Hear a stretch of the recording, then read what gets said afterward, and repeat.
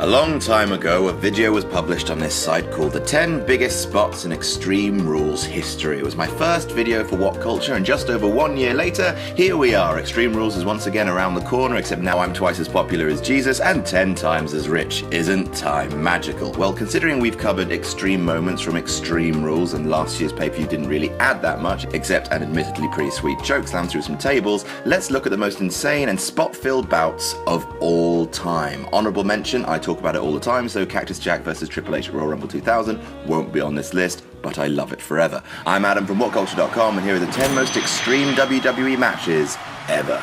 Number 10, Kurt Angle versus Shane McMahon. It really does say a lot that a match involving a man being repeatedly dropped on his head on the concrete floor is only number 10. Being the boss's son can't have been easy, but Shane knew how to earn respect backstage. I'm going to throw myself off all of the tall things.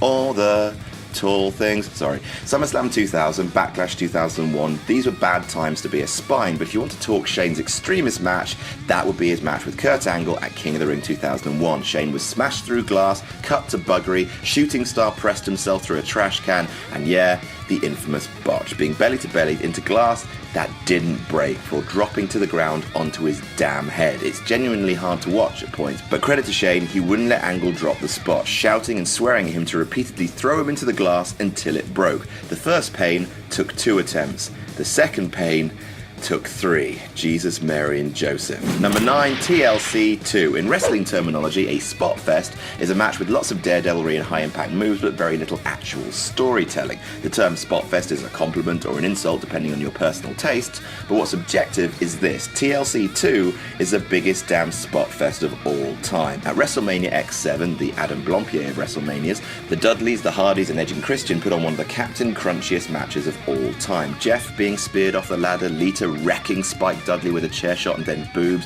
Matt and Bubba going through 4 tables. It's a spicy sauce. Number 8, Mick Foley versus Edge. Speaking of WrestleMania classics, this is the first appearance of Mick Foley on the list. It's not going to be the last! At WrestleMania 22, St. Mick, wearing a blue shirt, so you know he meant business, was trying to prove that he still had it, and by it, I mean a ludicrous disregard for his skin and everything inside his skin. Edge speared Mick while his torso was wrapped in barbed wire. Hey, he was wearing 2 shirts. Extreme! Edge cut his arm wide open. Edge then shredded Foley's head with Barbie. If you dream it, you can be it. Hashtag unapologetic. Also, thumbtacks got involved, but the screaming cherry on the mental sundae was the spear through the flaming table. As Joey Styles would say, oh my god. Number 7, Goldust versus Piper. Our trilogy of WrestleMania car wrecks concludes with this great heap of violent nonsense, the Hollywood backlot brawl at WrestleMania 12 between the bizarre one, Goldust, and the best street fighter in a skirt since your mum, Rowdy Roddy Piper. In terms of violence, it has its fair share, including Piper hitting Goldie with some of the stiffest punches in wrestling, before Goldust returns the favour by hitting the not Scotsman with a gold car and speeding off. Roddy gave chase, and the match then pushed the boundary of taste by incorporating actual footage of the O.J. Simpson police chase a mere 20 months after it had taken place. Straight in there with the topical comedy. And then when the match got to the ring, they did the requisite sex stuff that a Goldust match demands. Bottoms were rubbed, Goldie was stripped to a full lingerie set, and the dudes kissed each other not once but twice. Ha ha ha ha, gay panic. It may not have been the most bloody, but it was a shocking match for its time. Number 6, JBL versus John Cena. Juan Cena, El Campeón Invisible, is a man associated with parental guidance, bad shirts, and lame jokes that even your dad would read and go, that's a bit stale. But the dude shed his fair share of blood for the business, most of it during this match against JBL at Judgment Day 2005. An I Quit match for Cena's very silly spinner belt. The two men did very bad things to each other over nearly half an hour. Both men busted open, with Cena especially drenched in blood covering his head and chest as JBL choked him out with an electrical cable. It was a match reminiscent of a back alley knife fight or a Newcastle wedding as it's known up north.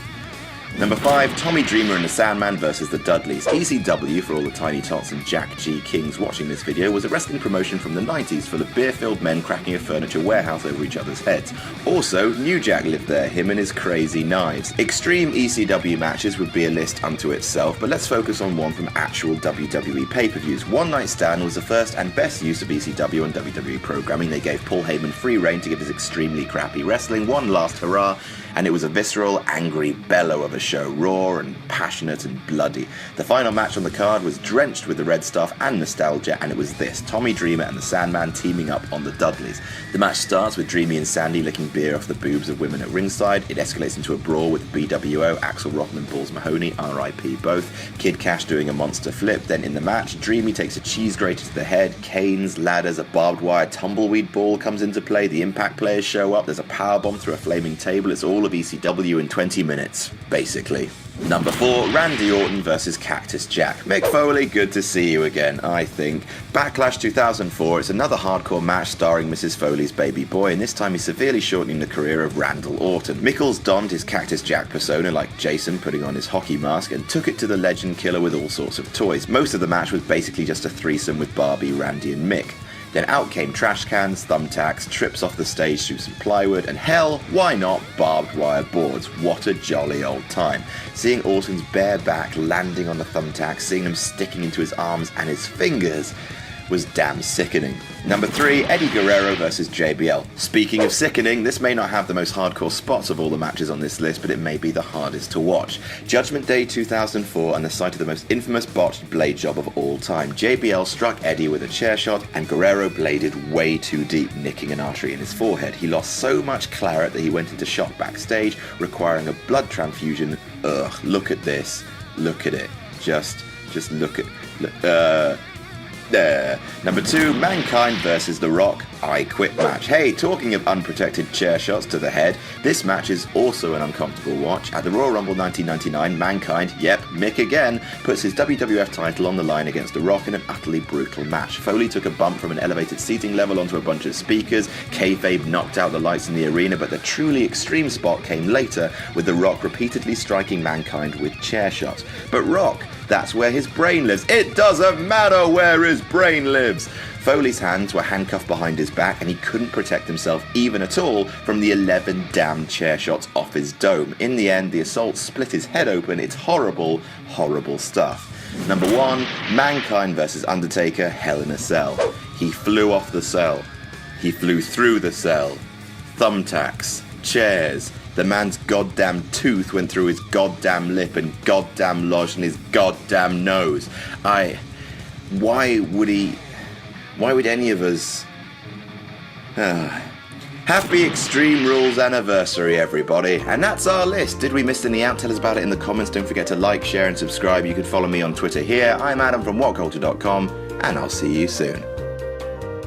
WhatCulture.com are releasing a new magazine about wrestling, and it's called Wrestling. It'll have 140 pages of timeless wrestling content, including a brand new How WWE Should Have Booked written by this virulent son of a bitch. It will also have a list of the 100 best wrestling matches of all time compiled by What Culture staff and wrestling insiders. So the magazine is available to pre-order now. Follow the link in the description and enjoy WhatCulture.com's Wrestling.